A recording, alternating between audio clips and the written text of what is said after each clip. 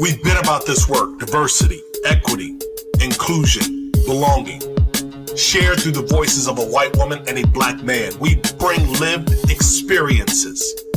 We have pursued D&I progress for most of our professional lives. We use Crazy and the King to cover news, tips from colleagues, and host incredible guests. Listeners, count on Julie and I to transparently drive the conversation. We thank you for rocking with us. Check it. Julie, kick off the show.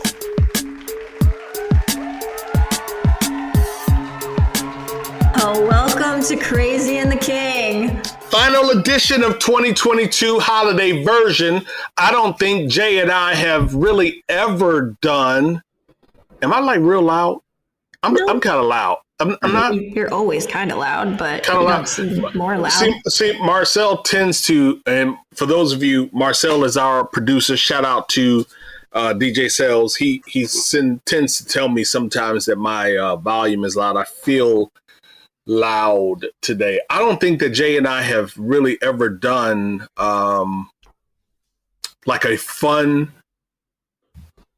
episode of Crazy and the King. And the reason I'm smiling, Julie, is because I'm never really considered to be a fun person. My family doesn't see me as being fun, although they'll laugh occasionally at some of the things that I might say. But for the most part, the reputation about Torrin is he is stoic, he's quiet, he's always analytical, and yeah, so like no one really invites me to be the life of the party. I don't get that invitation. You know what I mean? Like no one says we're going to have a good time and the first person on the list is Torrin. We want to invite, but now let me just make this very, very clear. So if any of my family is listening, they will tell you, but Torrin is getting an invite because I am absolutely loved by everyone in the family. It's just fun is not necessarily my category. You? No, is it yours? No, I think I'm super funny. I mean, I think I tell Chad that all the time. I'm like, I'm so fucking funny. What is wrong with you people? Wait a minute.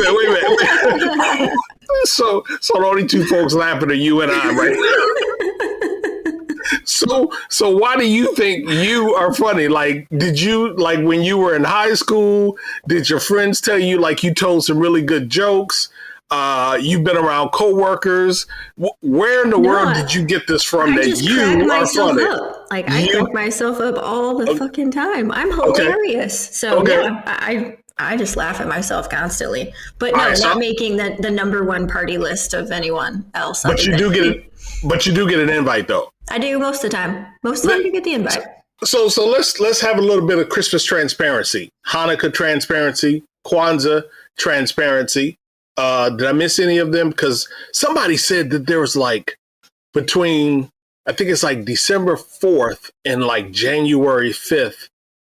I was on a thing with Wendy Daly and Kirsten Greggs, and Wendy Daly said that there's something like 100 plus holidays between like that first week of December and first week of January. So I want to make sure that I at least got the major Christmas, Hanukkah, Kwanzaa, and if I can do a quick Google search, maybe I get a couple more.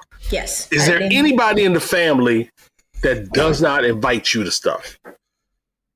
Oh yeah. I mean, well, yeah, because I have like the crazy Christian nationalist family on the one side, so I never get the invite from them.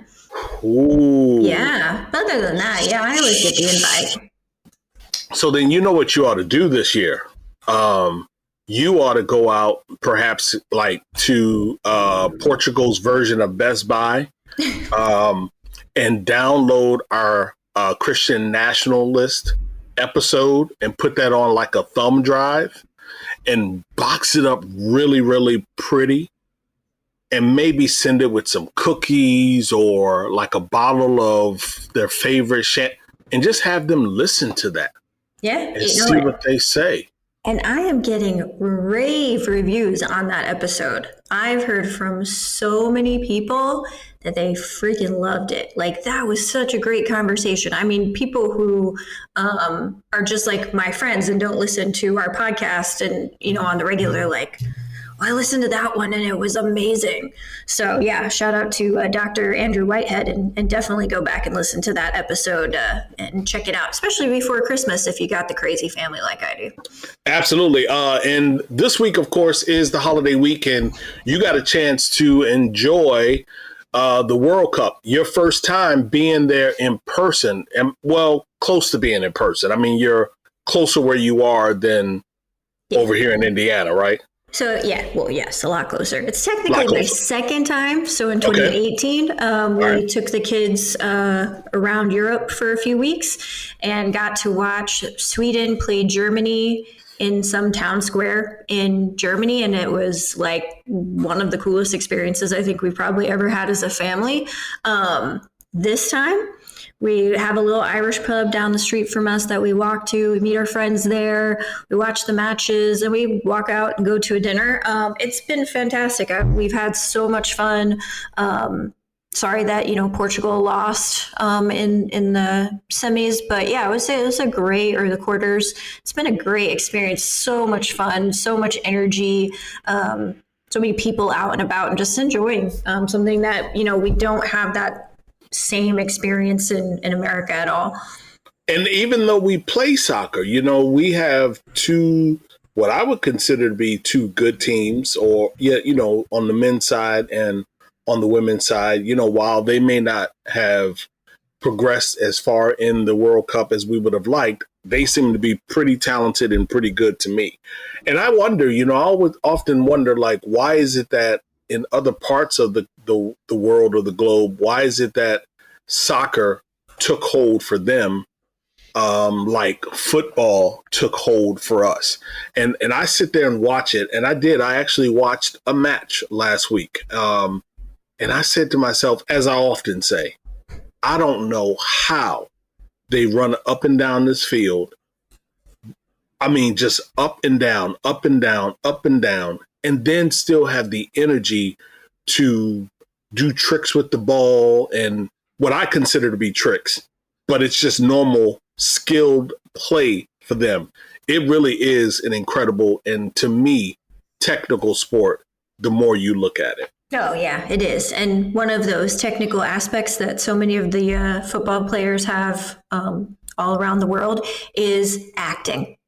These guys, do you see the flop? It's like flopping 101. So they fall out. They definitely fall out. I like that. That's hilarious. But you know, I mean, again, and how big is the field? Honestly, is the field it's wider than a football field? It's wider than a football field. I think it's about the same length. Incredible. Yeah. So. Yeah, incredible. I saw someone on Instagram, actually, I think it was for the Morocco game. I don't remember now, but he was a fan, dressed in all shimmer. So like his hat was shimmery, his face plate was shimmery, shirt was shimmery. He had full nothing, like he looked like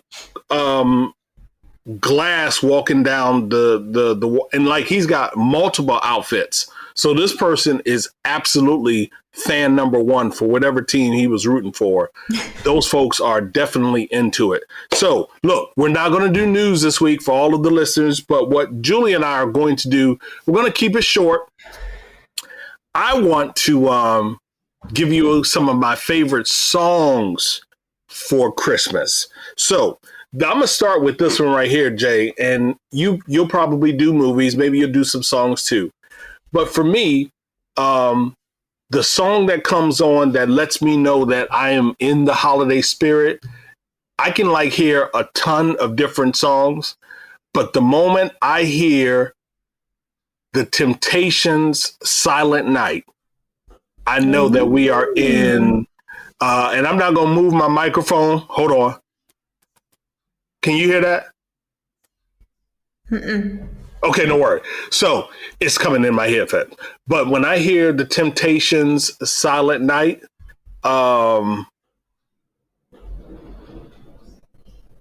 tend to say to myself, all right, now's the time you need to make sure that you got all of your shit for the stockings. You need to make sure that all of your stuff has been ordered.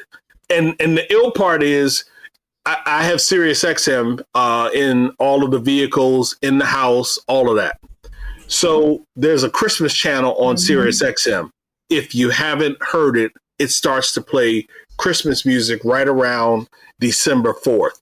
I purposefully won't put that joint on until the second week of December because listen, it's probably one of the top Christmas songs on the channel. Silent Night by the Temptations. You got to listen to it, and you got to make sure you get the right version because it starts with a really deep baritone. That's the version that you got to have. Very nice. Very nice. So my brother, every Christmas, he makes us listen to Mariah Carey's Christmas album. Not just once, not just twice, but on repeat for the entire Christmas season. So that's probably like, I'll say All I Want for Christmas Is You by Mariah Carey. That's like when I know it's Christmas because my brother is shoving his Mariah Carey obsession down my throat. But still, a really, really great song. Not quite my favorite, but it's the one I know that it's Christmas. And let me just tell you, it is absolutely one of my favorites, and I have it up on YouTube, and there's probably in a variety of different places and posts. But just on this version that I have, it looks like it's Mariah Carey's YouTube channel. She's got 9.29 million subscribers, and this video, All I Want for Christmas, You Make My Wish Come True edition, was uploaded 2 years ago, and it has 338 million views. So I'm going to say it absolutely hits the top of the list. Now, why does your brother like Mariah? Does he think she's cute? You know, as the old folks would say, is he sweet on Mariah? I mean, did your grandparents ever say that? Sweet on Mariah, but did your grandparents say that? That's not just he might be sweet on you. Yeah. Okay, so that's not just a phrase uttered in the Black culture. No, I think it's a Midwest thing. Yeah. Midwest thing. Okay, got it. So is he sweet on Mariah? Oh yes. Let me tell you something. When Mariah first hit the scene, TL thought Mariah was like pretty dope. Yeah, I think everybody did. Every girl wanted to be her, and every man wanted to be with her. And let me tell you, she actually did. I want to know. I want to say that this was like you remember the MTV Cribs show or something like that. Yeah. Either she did the MTV Cribs show, it was some other special, but we got a chance to walk through her home through camera. She had these red walls that were like candy coated walls, like a what do you call it? A candy apple. Had that sort of gloss to them. Wow. I watched that, and in my house back in 2001, this is no bullshit, Jay. When I saw that, I was like, I don't know what she did, but I got to do that. So I literally went next door neighbor. He had a painting company. He said, that was easy. He said all she did was put a high finish gloss on her walls. He said, I can do that in the house. Came through and glossed. I had a burnt orange wall. So like when you drove into the complex and the big picture window was open, you saw this bright, shiny. So Mariah was dope. She even did a little bit of interior decorating in the Ellis household over here. So I like that. But you gave me a good song. Give me a good movie. I'm asking you for this because I'm not really like a Christmas movie person. So we'll stick with the theme of When I Know It's Christmas, the movie that comes on. And it's a Toy Story, Jesus. The Christmas Story. Right? Do you know which one I'm talking about? Nope. You don't know A Christmas Story? Nope. Oh, Lord Jesus. Hold on. Is it animation? No, no. How do you not know this? Oh my God, I'm like blown away right now. Yeah. So, A Christmas Story came out in 1983. And I think it's like TNT every Christmas. They do a 24-hour Christmas Story marathon. And it is on at our house, pretty much the entirety of Christmas. It's probably muted. It's like we never watch it fully, but it's like sort of like, you know how some people put the fireplace on the TV and it's like it sets the tone. Well, ours is A Christmas Story. And it's basically this little kid, and all he wants, he's from Indiana too. He wants a Red Ryder BB gun for Christmas. And basically the whole story is about this Red Ryder BB gun and him growing up in a lower middle class family in northern Indiana and their Christmas adventures. It is the best movie of Christmas, bar one of all time. Say the name of it again. A Christmas Story. A Christmas Story. Okay, yes. Cool. All right. So now I'm going to go to a song that it's by Boyz II Men. Ooh, okay. So anybody out there who knows anything about Boyz II Men, you know probably one of their top songs is Let It Snow. And they actually do it with Brian McKnight. Mm-hmm. And the reason why I love this song so much, I'm going to be a little transparent here. So when I moved to DC in 1993, I moved to DC in August to September of 1993. And this particular winter was kind of tough in the DC market.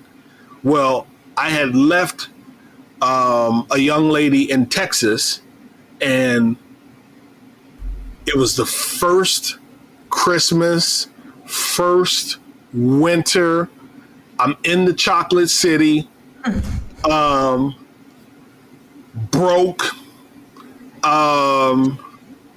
When I say that it could not have been a worse Christmas, that may be a step too far.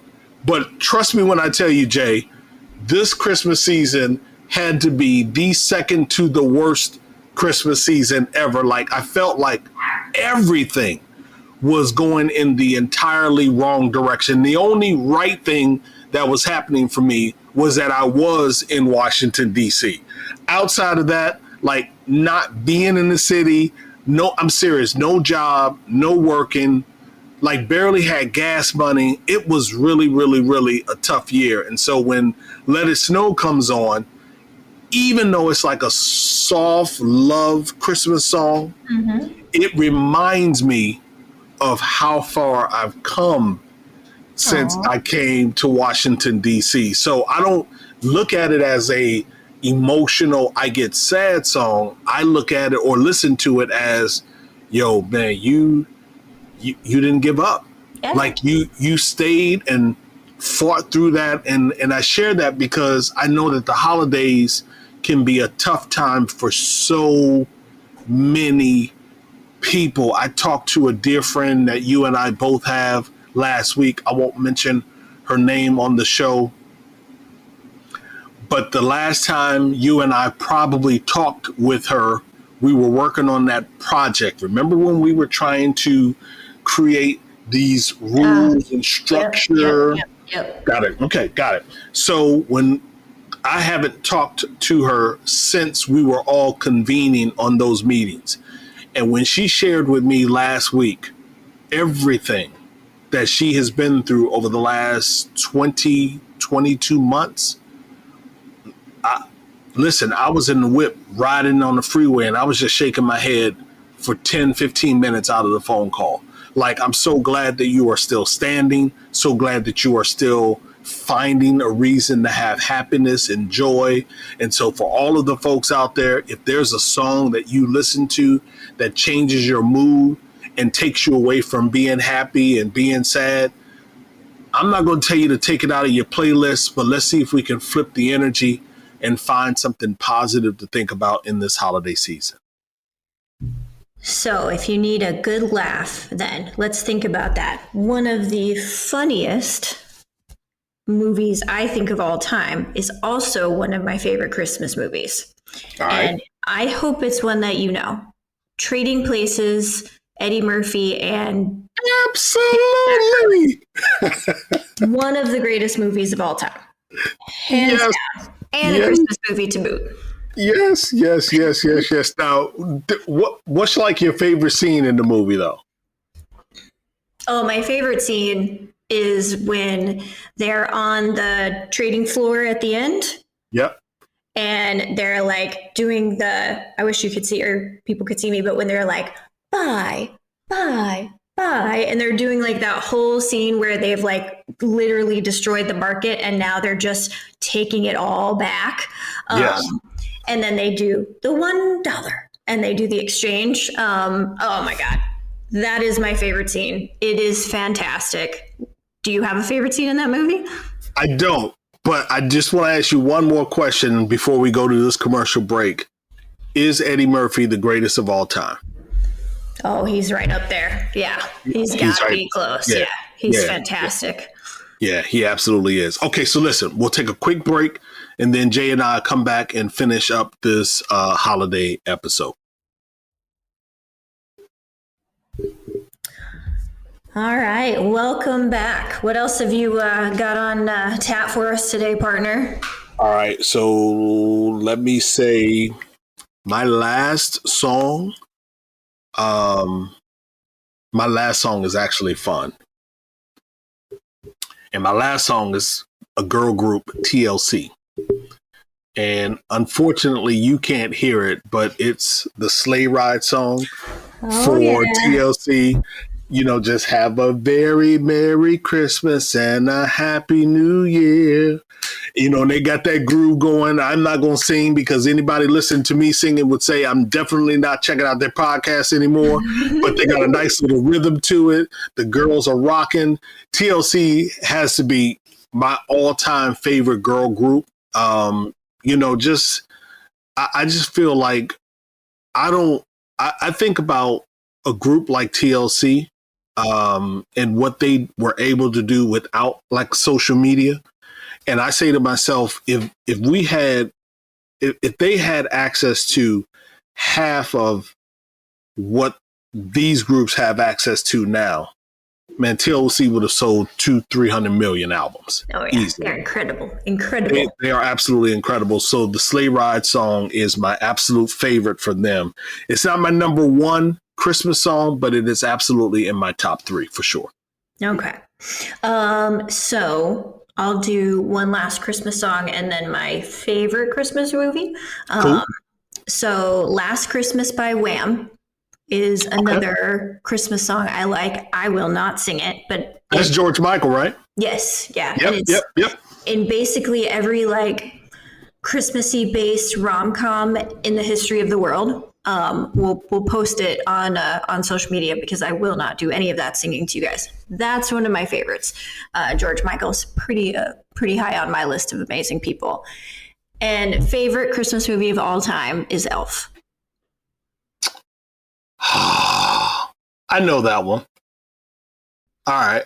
You know what I was waiting for you to say? What? I was waiting for you to get probably unfairly waiting for you to be basic like me.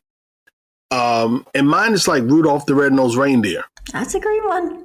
But it's so easy. But like you said earlier in the conversation, like I literally can put Rudolph the Red-Nosed Reindeer on the big screen, turn the volume down, and just sit around and drink, laugh, and socialize with the family or with friends, if you will. Like I just love Rudolph, and I don't know why I like Rudolph the Red-Nosed Reindeer. Again, I don't watch a whole lot of TV. Part of why I think I like it is because I'm not really watching it. Yeah. It's just like on, if you will. But I know it. Like it reminds me of being baby Torrin. It reminds me of being toddler Torrin, if you will. Like harassing my little sisters and, just taking their toys. Like I can remember that. I don't remember a whole lot of things when I was growing up, but I absolutely remember the Christmas movie and Rudolph the Red-Nosed Reindeer and all of that. So that's mine. Yeah. So here's the deal. I want to make sure that as we end the year of 2022, Julie and I are super, super appreciative of each and every one of you as listeners.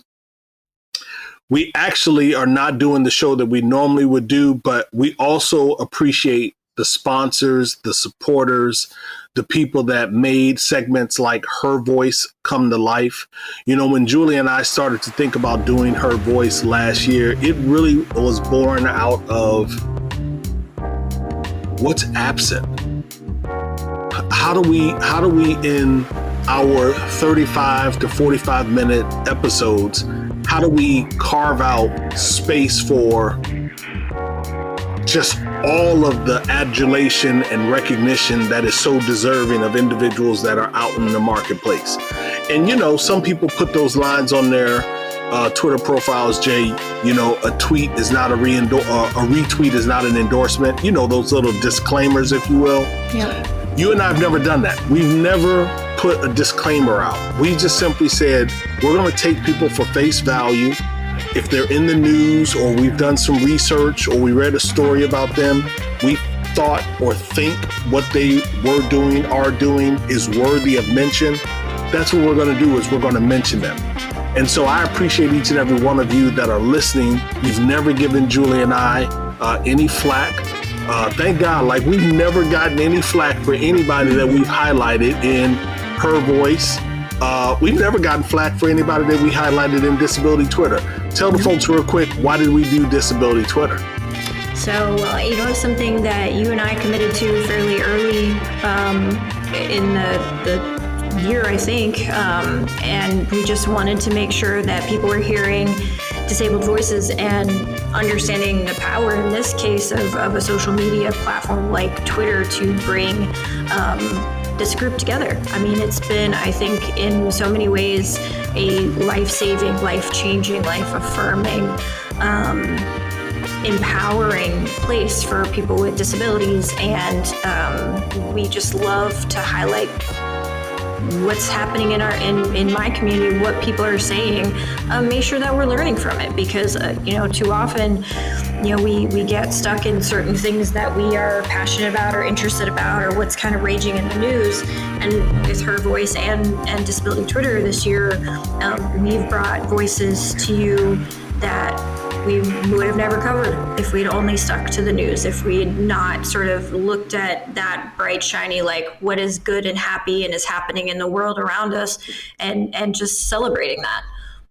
Yeah, absolutely. We wanted to make sure that what we are centering here on Crazy and the King are the dimensions of diversity and inclusion. We want to center the various dimensions, the layers, the intersections, you know, the fabric of this beautiful thing called humanity. And it forced us to get away from the traditional news story.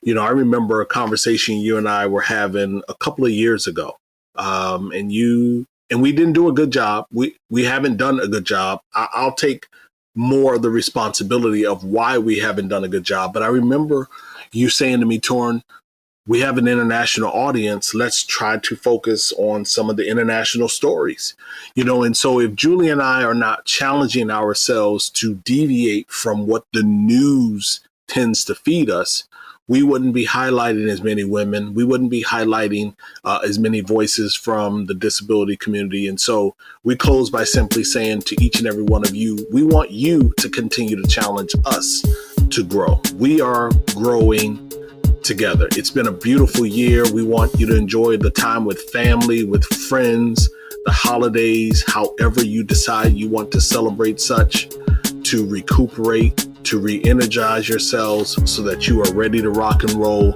in January of 2023. Happy holidays to you, Jay. Happy holidays to you, my friend, and do not miss next week's episode with Zach Nunn, which is going to be one of our very, very, very best episodes, and is going to ring your new year off right. And we'll see you in 2023, and I can't wait to do it. 2023. Peace.